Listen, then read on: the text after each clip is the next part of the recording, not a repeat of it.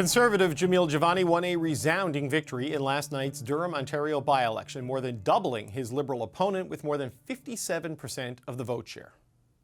We set out to send Justin Trudeau a message, and I think we were successful.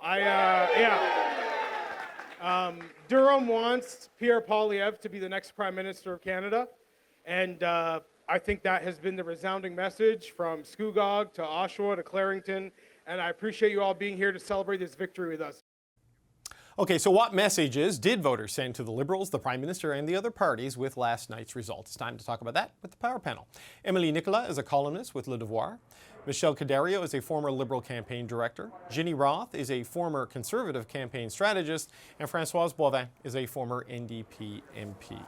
All right, Ginny, I would like to start with you. It's a Super Tuesday for the Americans. It was a pretty good Monday for the Conservatives, a 35-point margin of victory in Durham. I know they were expected to win the seat, but that margin is kind of the story. What's your takeaway from those results? Yeah, it's really significant. It was by no means guaranteed. I think Jamil did better in this by-election than we did as Conservatives in the 2011 majority election, so that's a pretty high watermark. And I think it's attributable to two things. It's the party and the leader, who are obviously increasingly popular. We're seeing that in the national polls, and I think this was a really good test of that. We're seeing that that's pretty durable. And the candidate, Jamil Jivani, is a really, really special candidate, and I think he connected in a special way. There's not a lot of analysis available yet, but from what I hear about some of the poll-by-poll, kind of looking at the different regions of the riding, Jivani did really well in even parts of the riding like North Oshawa that would traditionally be more working class, not necessarily traditional Conservative voters. And I think that's what you're seeing a little bit in the NDP being so low, which is another part of this story. Yeah, the NDP were at just 10.4%. I mean, they're flirting with single digits there, and you maybe are seeing some of that working class vote going Conservative. Is a good point. So, Michelle, on this, we do have the Conservatives. They overperformed the national poll, but in a riding like Durham, you would expect that. The Liberals underperformed the national polls. They clearly have a bit of a motivation challenge, it seems, with their base, even though the Prime Minister and a bunch of cabinet ministers went into that riding during the writ period. I mean, what's your takeaway from what we saw in Durham? Well, you know, listen, this is a strong Conservative riding. They've held it for 20 years, so there was going to be no flip for sure.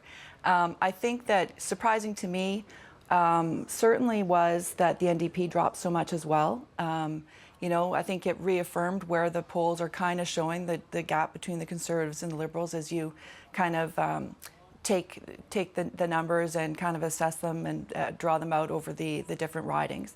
The one thing of interest to me, though, if there's any minimal bright spot for the Liberals, is that the voter turnout wasn't exceptionally high. In fact, it was on the lower end of the average margin for by-elections, which says that it wasn't this big stampede coming out to make a point against the government. You know, certainly people spoke that they wanted the Conservatives there. 57% is nothing to sneeze at, and I would take that any day.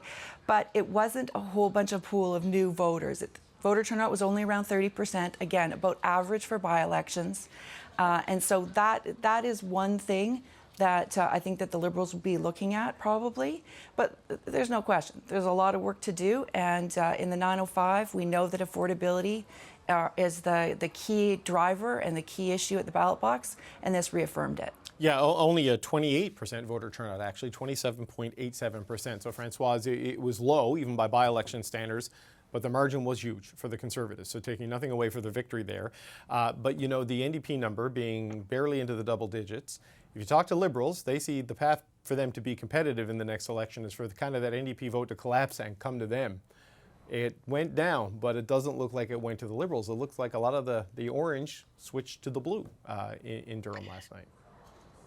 Definitely, and that should make the NDP pause a little bit and think where they're going with all the situation. I think the fed up criteria is there for everybody from any allegiance.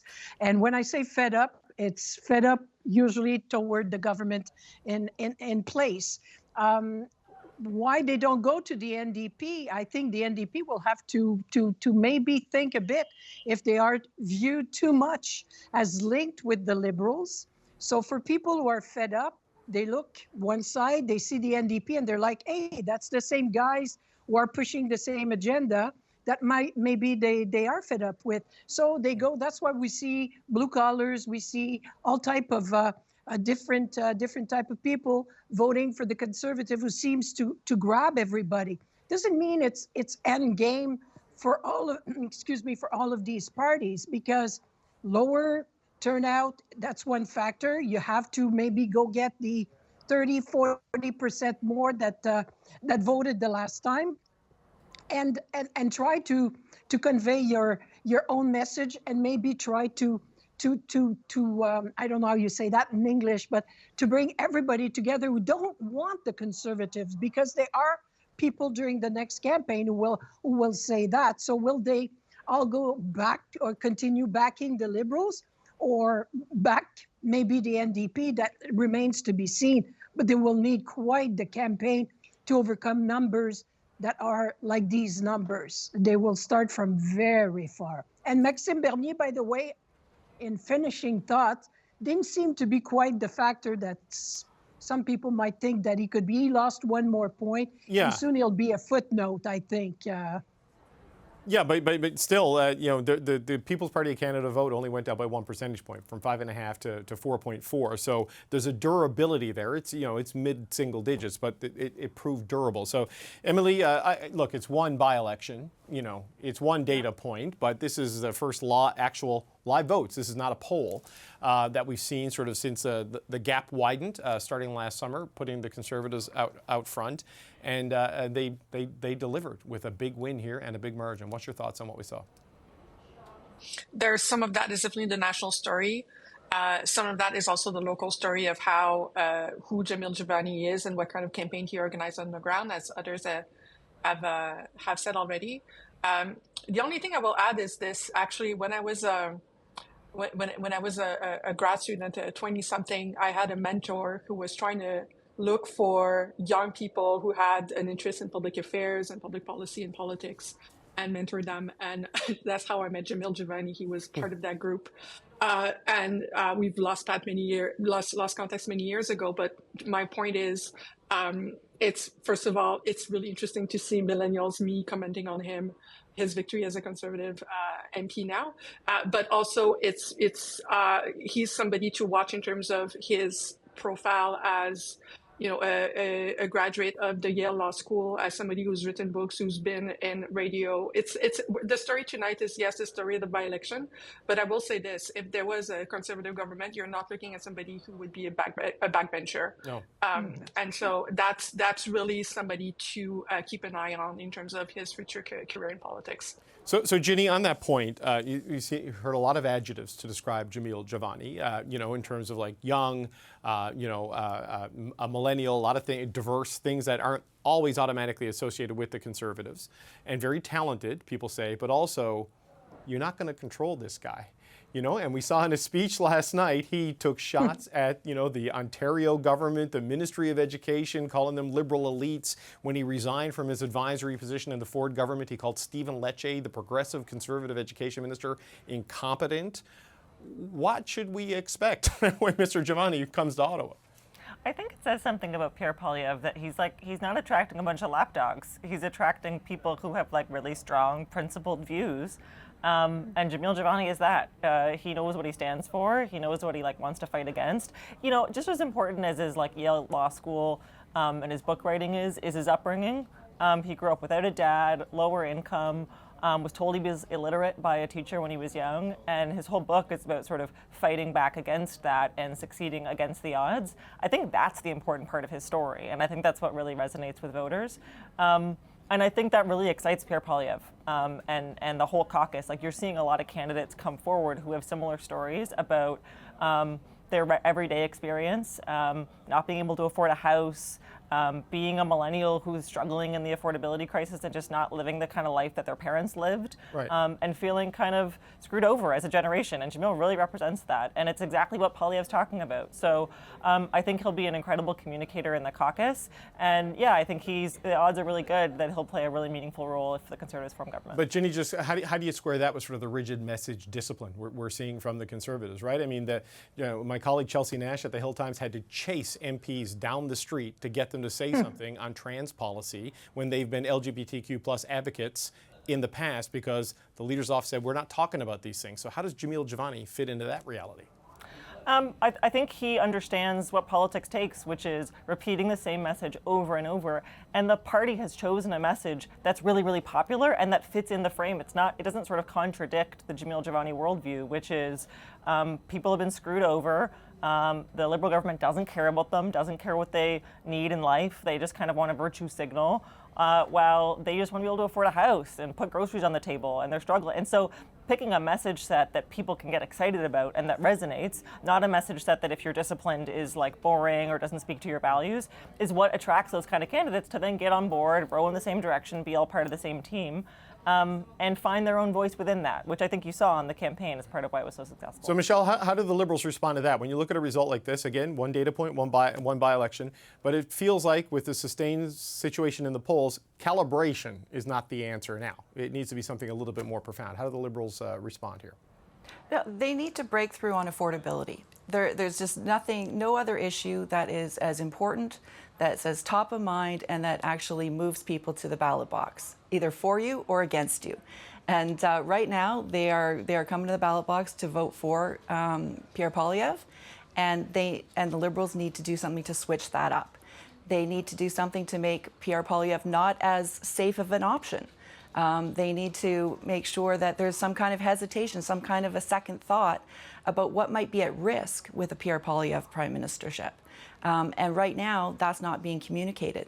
There has to be a consequence to a vote if you're going to get them to switch. And piercing that 905 area, the horseshoe around Toronto, the suburbs around Vancouver, where there's so many seats at play, is absolutely critical to the federal Liberals right now to be competitive in the next election campaign. Right. And there are some really interesting candidates that Pierre Poilievre is attracting.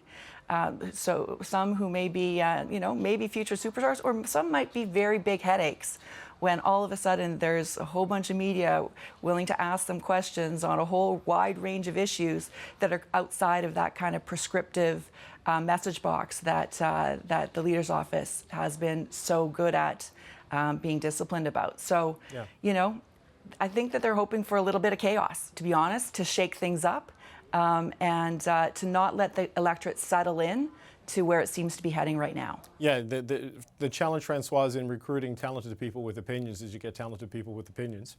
And, that can tend to cut in other ways. But, in the earlier segment on the show, we're talking to the Republican and Democrat strategists. It's a similar dynamic in that people are so frustrated with the economic situation and their individual affordability reality that, and I'm not comparing, Mr. Poilievre to Mr. Trump. They're willing to overlook all the concerns about Donald Trump because they're so mad about this. And I wonder if the dynamic on the affordability frustration in Canada is of such a profound level that you can't cut through that message with warnings of the risky nature of change. If the Liberals can find a way through that.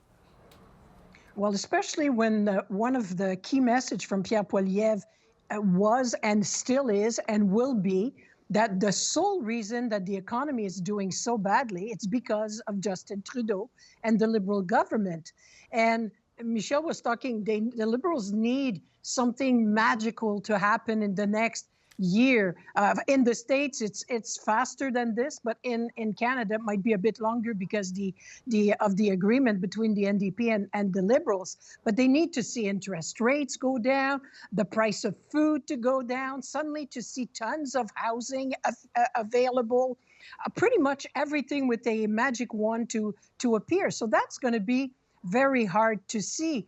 And to say, oh, it might be dangerous with Pierre Poilievre, but they will say, well, we are all here because of the Liberals, so it can be worse with Pierre Poilievre. So that's the frame of mind entering the election. But the Liberals are not done necessarily, because remember the last campaign when Erin O'Toole was there, he was ahead in the polls, and it took one bad moment in a debate when he couldn't answer truthfully or straightforward on the question of abortion. I'm not saying that there will be the equivalent for Pierre Poilievre, who's smart, who sees the traps to come. But sometimes in French, we have an expression that says, chasser le naturel, il revient au galop. I don't know how you translate this in English, but you can hide so much of who you are, but at some point in time, it comes back and it just grabs you back, and you are who you are. And Pierre Poilievre can be a pit bull, and that's, you see, in campaign, so many things can happen. I don't believe in miracles till the next election, but I believe that the campaign, he will have to be careful, and his team of strong candidates with opinions will have to be very disciplined. Right. So Emily, to give you the last word, they've maintained this message discipline for the most part. There have been a few exceptions, but talking about their 4 main points, can you sustain that for another 18 months? Do you think that's a realistic strategy for the Conservatives on that? I really don't think that's realistic. However, there's more of an incentive for people to follow the leader when there's a feeling of victory in the air. Usually it's when things go bad that people go rogue and start going in all directions. So if there is discipline, it's because there is power and people are attracted to power. However, that being said, the minute that, you know, that sense of we're all going in the same direction, everything's fine, it goes away, we're going to be seeing that kind of disagreement between MPs. And I expect also a lot of opposition research in any federal election in terms of what conservative candidates might have said in other fora, and Liberals using that as a way to garnish attention and put Pierre Poilievre in a defensive position. There's already probably a lot of that going on.